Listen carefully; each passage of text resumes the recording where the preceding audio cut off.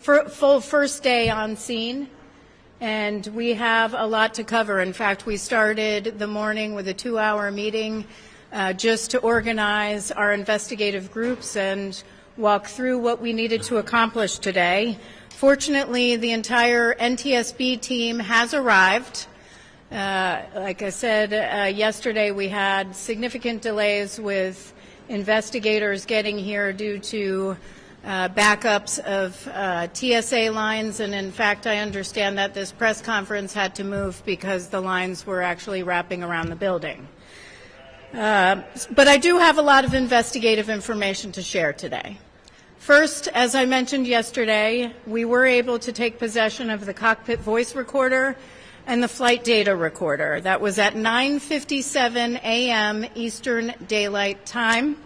Our local investigator, had immediately began a trip down to our headquarters in Washington, D.C.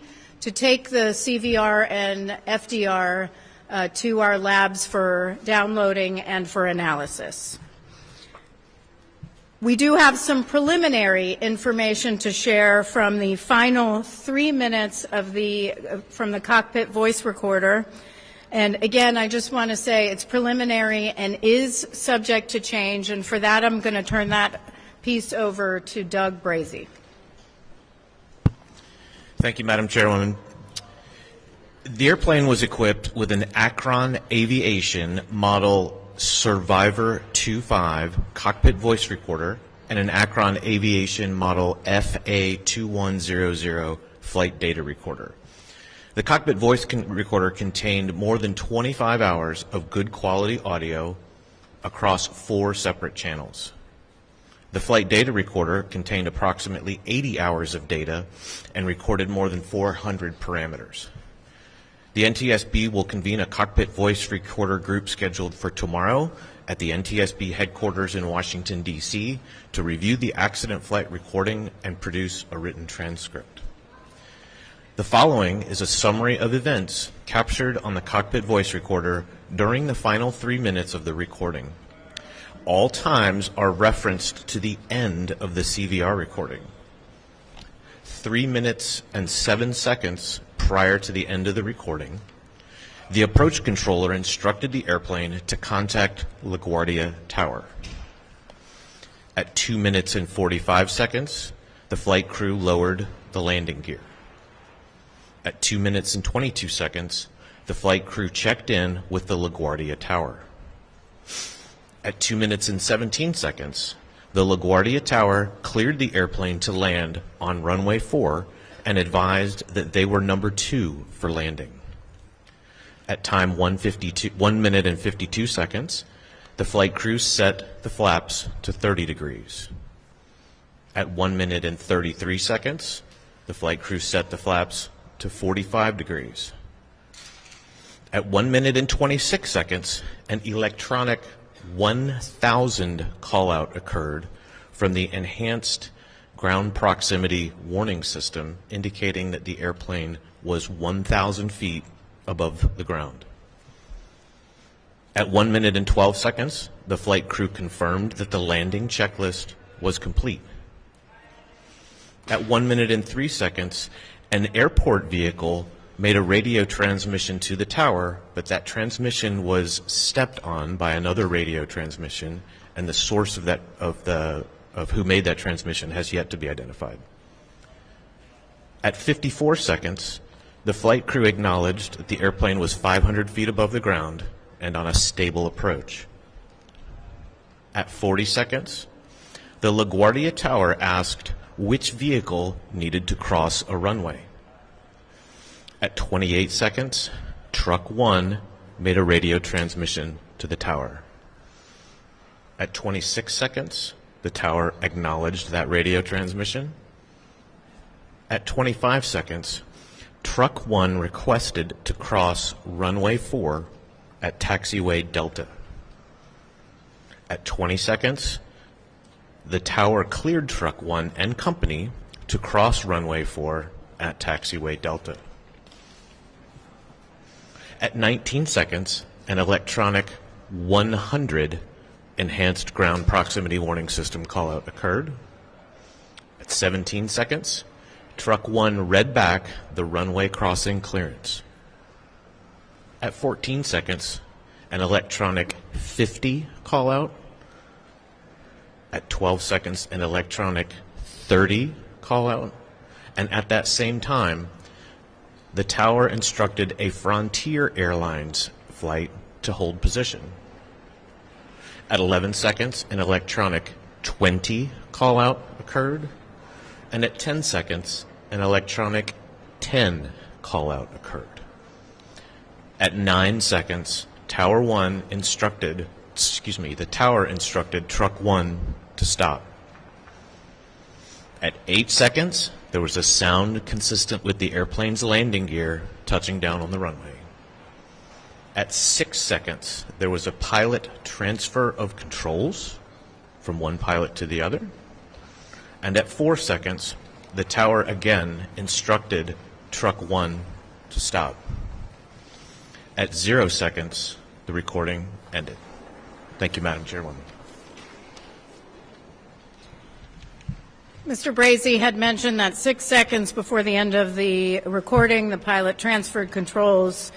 We do know that the first officer was flying and transferred control to the captain. With respect to aircraft rescue and firefighting operations, we will be developing a timeline of events. We do know that they were responding to a United Airlines flight 2384 at the gate, which had 2 aborted takeoffs, and the ARF, or the Aircraft Rescue and Firefighters, had received information that there were fumes or smoke or some sort of smell in the cabin, so they were en route to address that.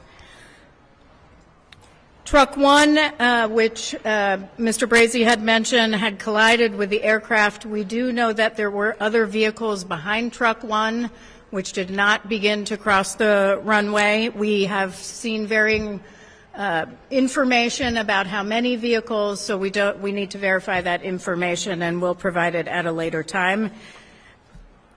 Truck 1, however, did not have a transponder. With respect to air traffic control, we have seen different information about how many certified professional controllers were in the facility, and we need to verify that starting with interviews this afternoon. We'll begin to interview the local controller at 4 o'clock this afternoon. We do have logs, but there's also conflicting information, including dates and times on the logs.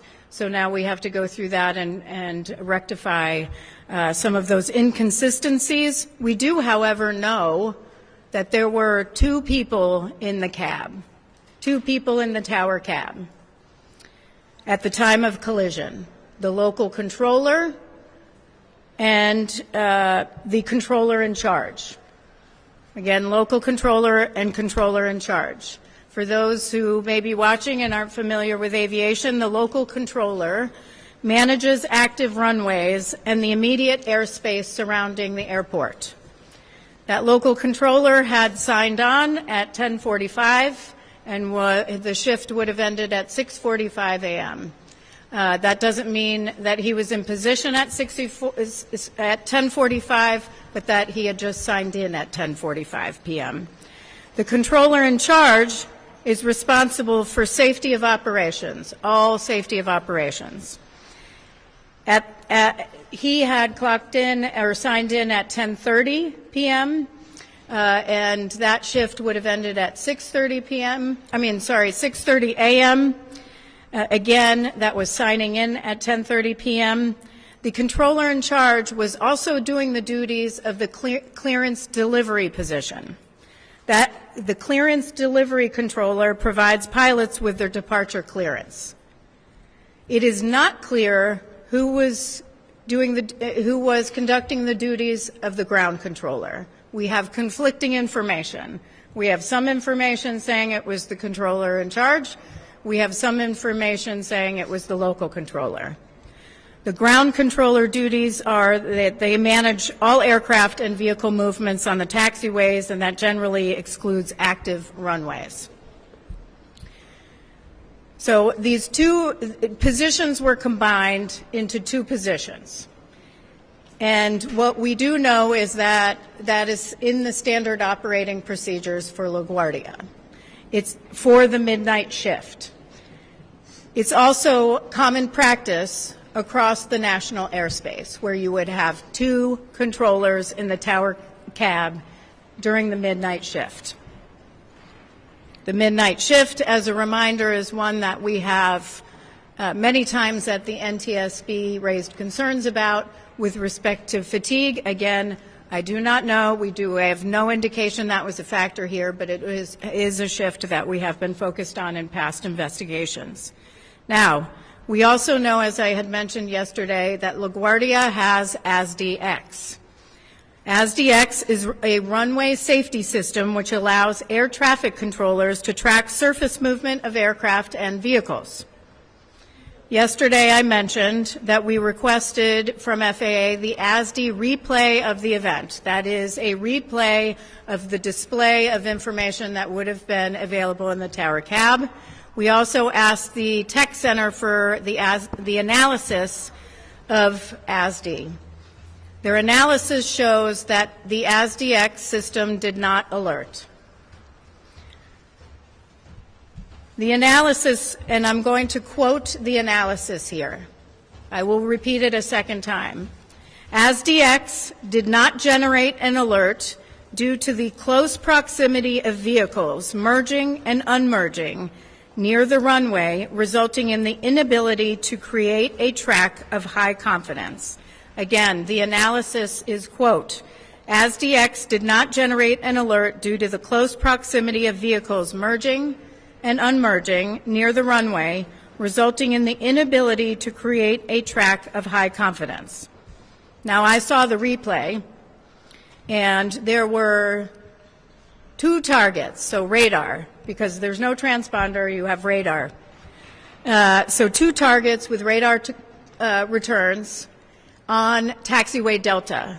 What it looks like on a replay are two blobs on taxiway Delta. We also don't see any of them go in front of the plane on the runway.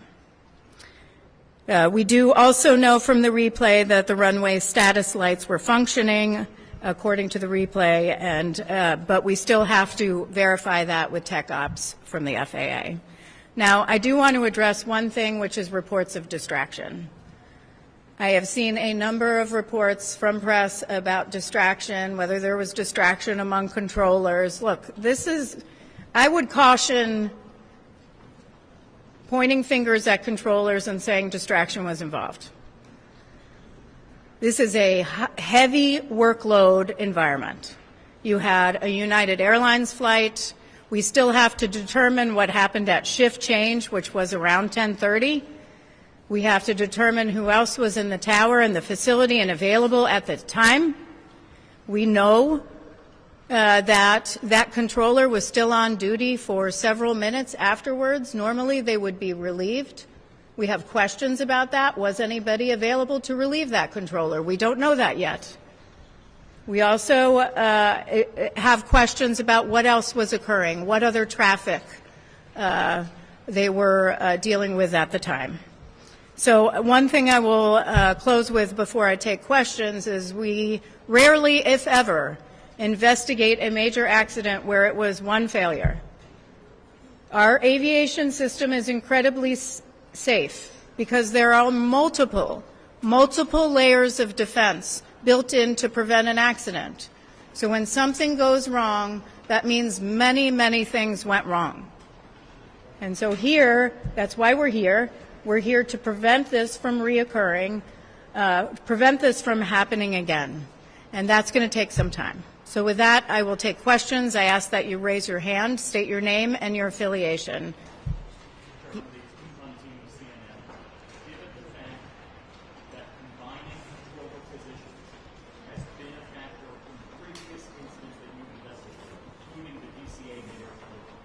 What would you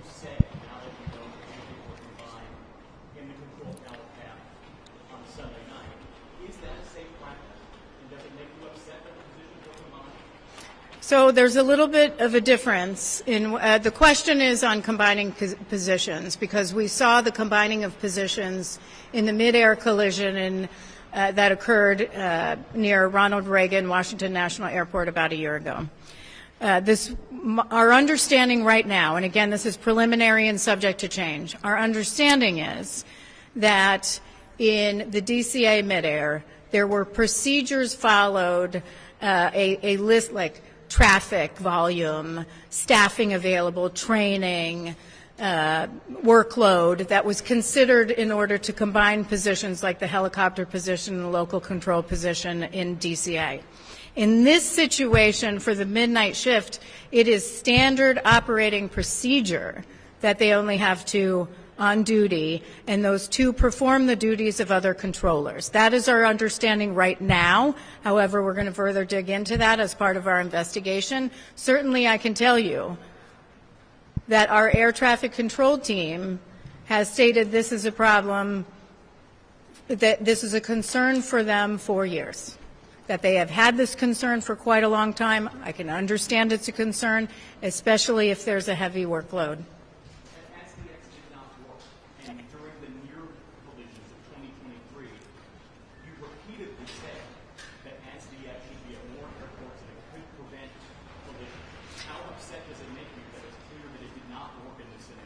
Well, the question is, how upset does it make me that ASDX didn't work? Because we've repeatedly recommended that ASDX work. Well, in order for ASDX to work well, you have to know where ground vehicles and aircraft are.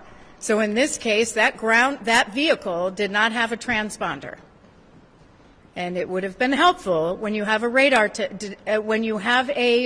radar target.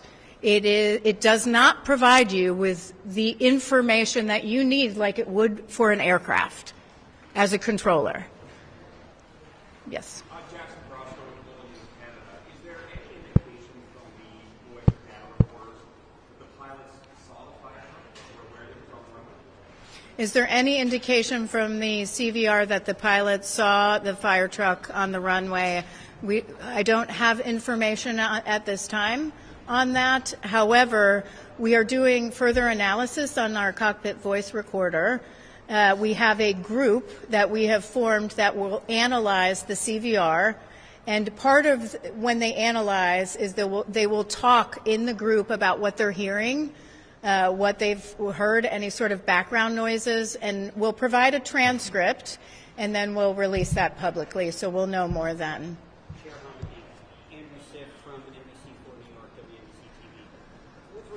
The midnight shift.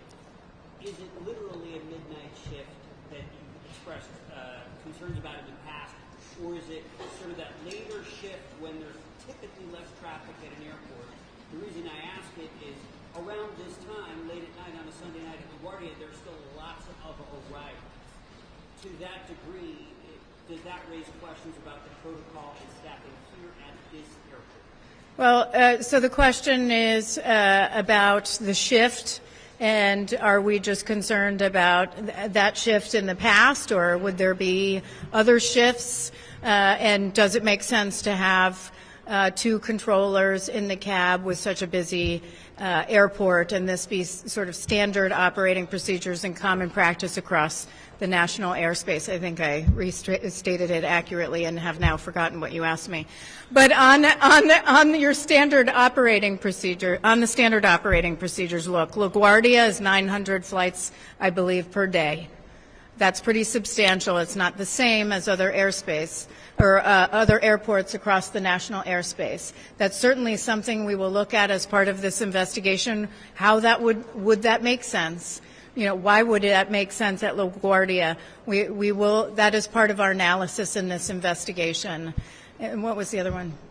Oh, on the mid shift, we have identified the mid shift generally as concern in other investigations, largely due to fatigue, because it spans that time frame at your circadian low during the day when you're most fatigued. Yes.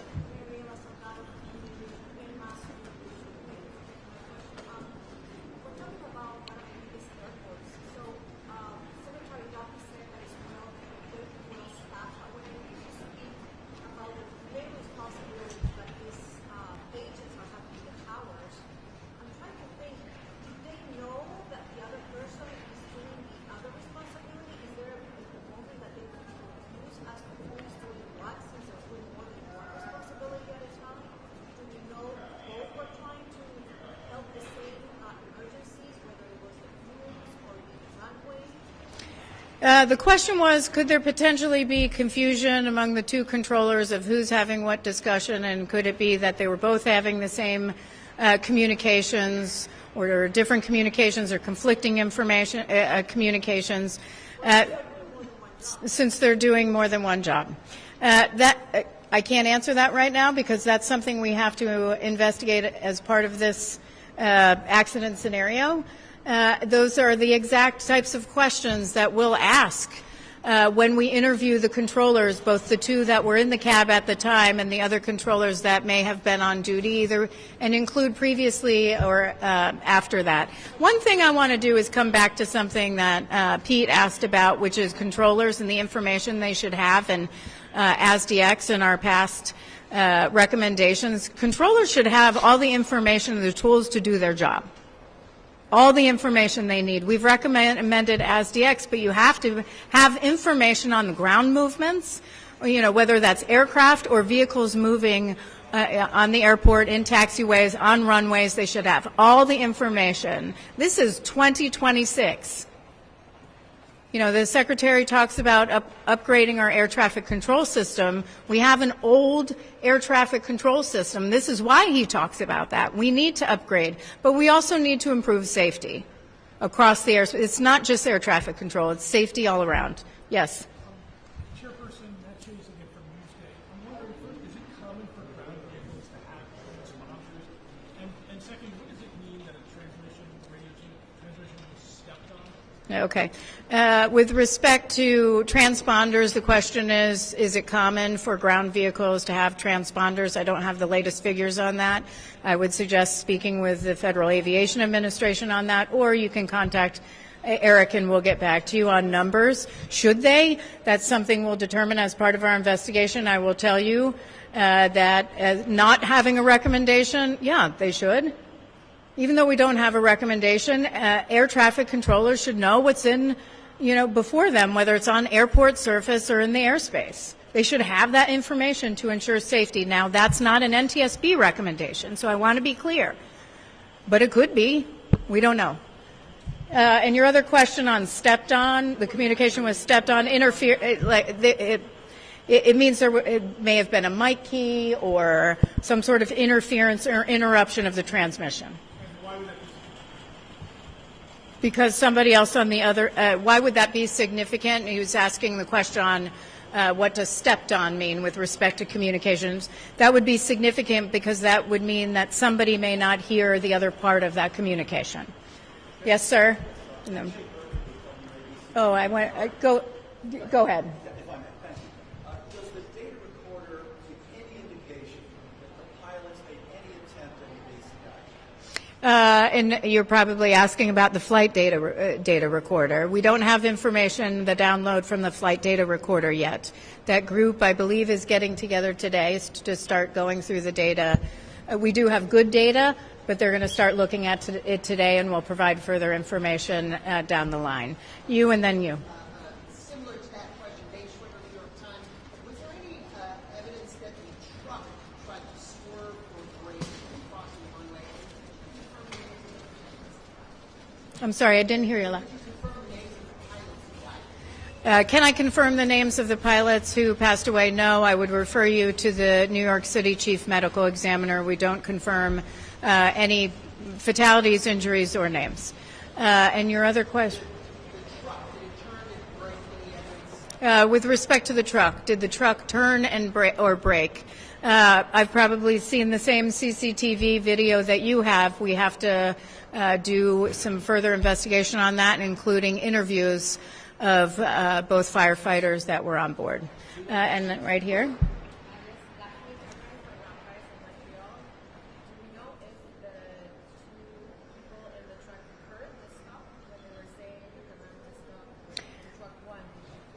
The question is, do we know if the two firefighters in the firefighting vehicle heard the directive to stop? We don't know that yet. We need to do interviews of those two firefighters. David. Dave Sherman from Reuters. In 2023, you held a forum on runway approaches and near misses. And as a result, the FAA started rolling out this runway approach device, memory controllers. Do you know if that was a risk or any other additional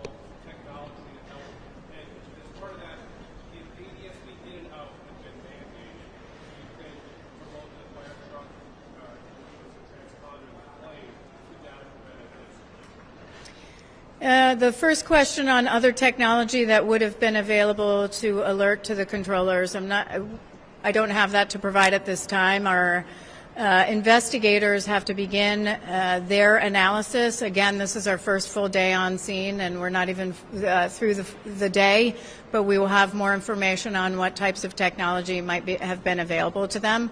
The second question is on whether ADSB in and out would have helped prevent this. I would just caution, and I've heard the discussion on ADSB in and out with respect to this particular collision. It happened very quickly. And we need to match up times. We need to look at visibility with respect to the airplane coming in and look at the movement and visibility of those in the truck. So we can't say at this time whether that would have made a difference or not. Thank you, Chair. Can I ask one question about the transponder? One question. Any indication as to why Truck 1 did not have a transponder when other trucks did? And let me clarify. The question is on transponder on that truck. We have no indication there were transponders on any of the trucks. But there are transponders on other trucks at other airports, across the nation. In this case, they did not have transponders. Thank you.